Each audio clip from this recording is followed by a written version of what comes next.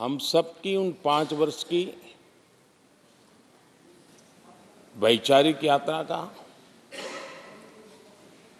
राष्ट्र को समर्पित उस समय का,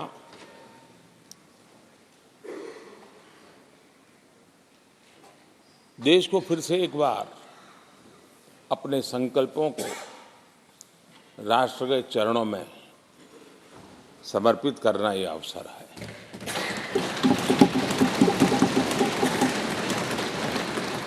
ये 5 वर्ष देश में रिफॉर्म, परफॉर्म एंड ट्रांसफॉर्म, ये बहुत रेयर होता है कि रिफॉर्म भी हो, परफॉर्म भी हो और हम ट्रांसफॉर्म होता अपनी आंखों के सामने देख पाते हो, एक नया विश्वास भरता हो। ये अपने आप में 17वीं लोकसभा से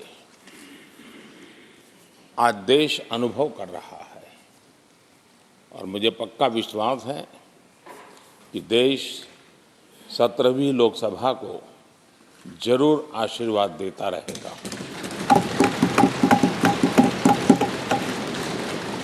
इन सारी प्रक्रियाओं में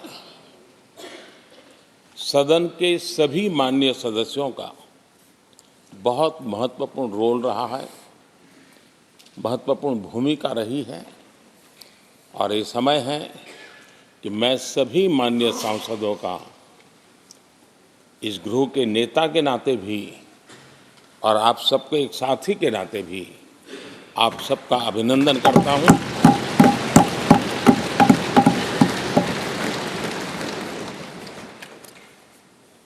विशेष रूप से आदरणीय अध्यक्ष जी, मैं आपके प्रति भी हृदय से बहुत बहुत आभार व्यक्त करता हूं।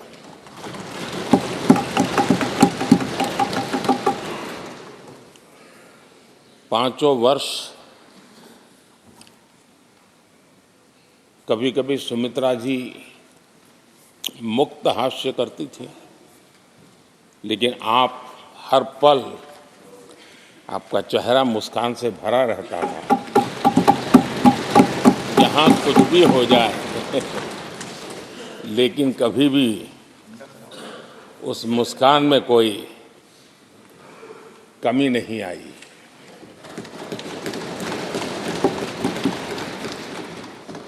अनेकविध परिस्थितियों में आपने बहुत ही संतुलित भाव से और सच्चे अर्थ में निष्पक्ष भाव से इस सदन का मार्गदर्शन किया, सदन का नेतृत्व किया। मैं इसके लिए भी आपकी भूरी भूरी प्रशंसा करता हूं।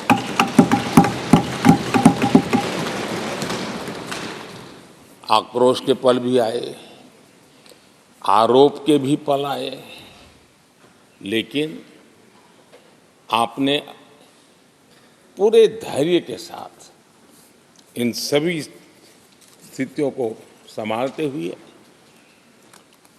और एक सूझबूझ के साथ आपने सदन को चलाया, हम सबका मार्गदर्शन किया।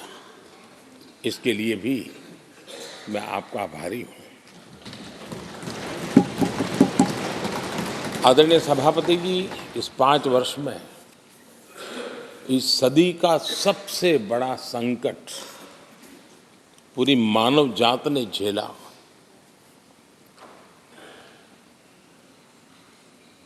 कौन बचेगा, कौन बच पाएगा, कोई किसी को बचा सकता है कि नहीं बचा सकता, ऐसी वो अवस्था थी। ऐसे में सदन में आना, ये भी अपना घर छोड़ के निकलना, ये भी संकट का काल था। इसके बाद भी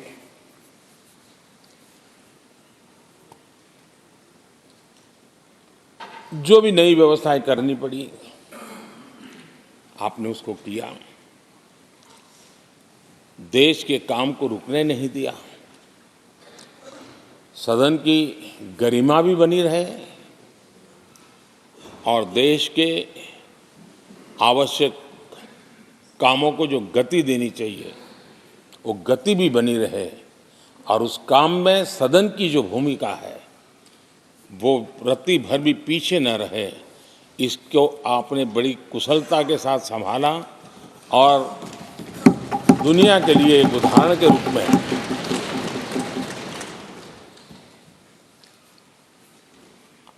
आदरणीय सभापति जी, मैं माननीय सांसदों का भी इस बात के लिए आज एक बार आभार व्यक्त करना चाहता हूं कि उस कालखंड में देश की आवश्यकताओं को देखते हुए सांसद निधि छोड़ने का प्रस्ताव माननीय सांसदों के सामने रखा और एक पल के विलंब के बिना सभी माननीय सांसदों ने सांसद निधि से मुक्त इतना ही नहीं, एक देशवासियों को पॉजिटिव मैसेज देने के लिए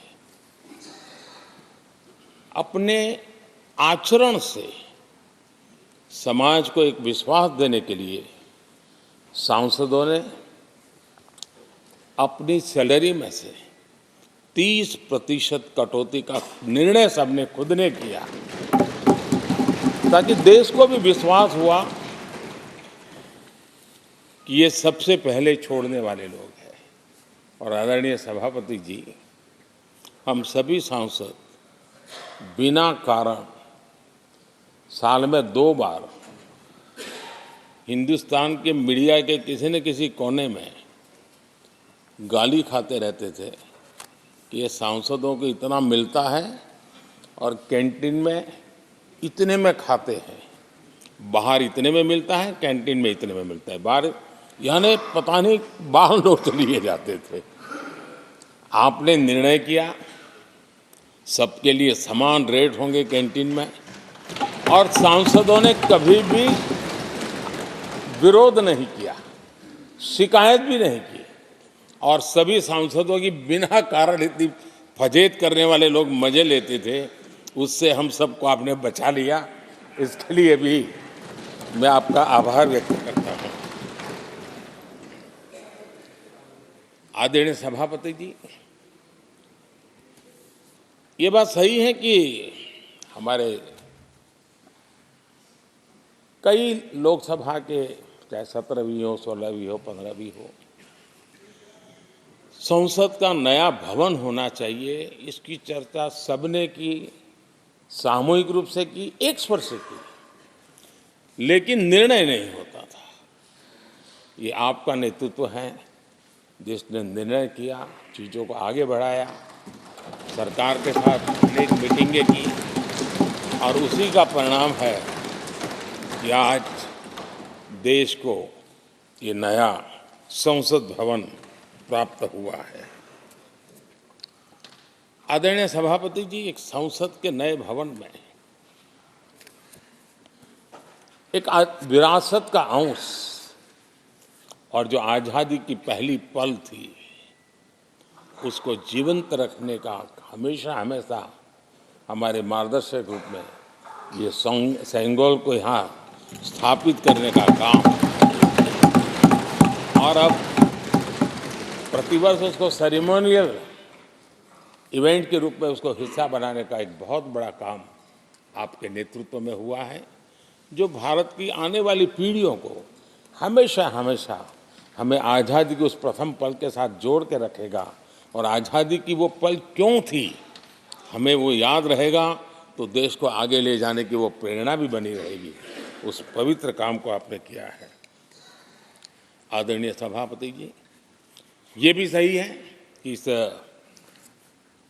कालखंड में G20 की अध्यक्षता का भारत को मिली। भारत को बहुत सम्मान मिला। देश के हर राज्य ने अपने अपने तरीके से विश्व के सामने भारत का सामर्थ्य और अपने राज्य की पहचान बखूबी प्रस्तुत की, जिसका प्रभाव आज भी विश्व के मन पर है। उसके साथ आपके नेतृत्व में G20 की तरह P20 का जो सम्मेलन हुआ और विश्व के अनेक देशों के स्पीकर्स यहाँ आए और मदर ऑफ डेमोक्रेसी भारत किस महान परंपरा को लेकर के, किस डेमोक्रेटिक वैल्यूज को लेकर के सदियों से हम आगे बढ़े हैं। व्यवस्थाएं बदली होगी, लेकिन डेमोक्रेटिक मन भारत का हमेशा बना रहा है। उस बात को आपने विश्व के स्पीकर्स के सामने बखूबी प्रस्तुत की और भारत को लोकतांत्रिक व्यवस्थाओं में भी एक प्रतिष्ठा प्राप्त कराने का काम आपके नेतृत्व में हुआ। आदरणीय सभापति जी, मैं एक बात के लिए आपका विशेष अभिनंदन करना चाहता हूं। शायद हमारे सभी माननीय सांसदों का और मीडिया का भी उस तरफ ध्यान नहीं गया है। हम संविधान सदन जिसको कहते हैं, जो पुरानी संसद, जिसमें महापुरुषों के जन्म जयंती निमित्त उनकी प्रतिमा को पुष्प चढ़ाने के लिए हम लोग एकत्र आते हैं, लेकिन वो एक 10 मिनट का इवेंट होता था और चले जाते थे। आपने देश भर में इन महापुरुषों के लिए वक्तृत्व स्पर्धा, निबंध स्पर्धा का एक अभियान चलाया। उसमें से जो बेस्ट ऑरेटर होते थे और बेस्ट एसेज होते थे, हर राज्य से 2-2 बालक उस दिन दिल्ली आते थे और उस महापुरुष की जन्म जयंती के समय, पुष्प वर्षा के समय वो मौजूद रहते थे, देश के नेताओं को, और बाद में वो पूरा दिन भर रह करके उस पर अपना व्याख्यान देते थे। वे दिल्ली के अन्य स्थान पर जाते थे, वो सांसद की गतिविधियों को समझते थे। यानी अपने ये निरंतर प्रक्रिया चला करके देश के लाखों विद्यार्थियों को भारत की संसदीय परंपरा से जोड़ने का बहुत बड़ा काम किया। और ये परंपरा, ये आपके खाते में रहेगी और आने वाले समय में हर कोई बड़े गौरव के साथ इस परंपरा को आगे बढ़ाएगा। मैं इसके लिए भी आपका अभिनंदन करता हूँ। आदरणीय अध्यक्ष जी, संसद की लाइब्रेरी जिसको उपयोग करना चाहिए वो कितना कर पाते थे वो तो मैं नहीं कह सकता हूँ, लेकिन आपने उसके दरवाजे सामान्य व्यक्ति के लिए खोल दिए। ज्ञान का ये खजाना, परंपराओं की विरासत, उसको आपने जन सामान्य के लिए खोल करके बहुत बड़ी सेवा की है। मैं इसके लिए भी आपका हृदय से अभिनंदन करता हूँ। पेपरलेस पार्लियामेंट, डिजिटलाइजेशन, आपने आधुनिक टेक्नोलॉजी हमारी व्यवस्था में कैसे बने। शुरू में कुछ साथियों को दिक्कत रही, लेकिन अब सब इसके आदी हो गए हैं। सब मैं देखता हूँ जब यहाँ बैठे हैं तो कुछ न कुछ करते रहते हैं। तो अपने आप में एक बहुत बड़ा काम आपने किया है। ये एक स्थायी व्यवस्थाएं आपने निर्माण की है। मैं इसके लिए आपका बहुत आभार व्यक्त करता हूँ।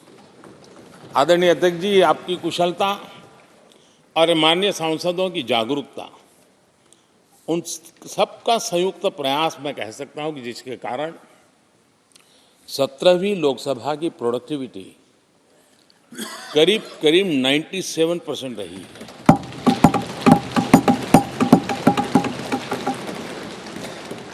97% प्रोडक्टिविटी अपने आप में प्रसन्नता का विषय है, लेकिन मुझे विश्वास है कि आज जब 17वीं लोकसभा की हम समाप्ति की तरफ बढ़ रहे हैं, तब एक संकल्प लेकर के 18वीं लोकसभा प्रारंभ होगी कि हम हमेशा 100% से ज़्यादा प्रोडक्टिव वाली हमारी कार्यवाही करेंगे और उसमें भी 7 सत्र 100% से भी ज़्यादा प्रोडक्टिविटी वाले रहेंगे। ये भी, और मैंने देखा आपने रात रात बैठ करके भी हर सांसदों के मन की बात को आपने सरकार के ध्यान में लाने का भरपूर प्रयास किया।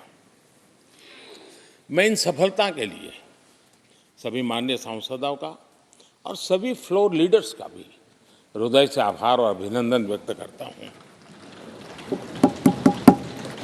पहले सत्र में 17वीं लोकसभा के पहले सत्र में दोनों सदन ने 30 विधेयक पारित किए थे। ये अपने आप में रिकॉर्ड है।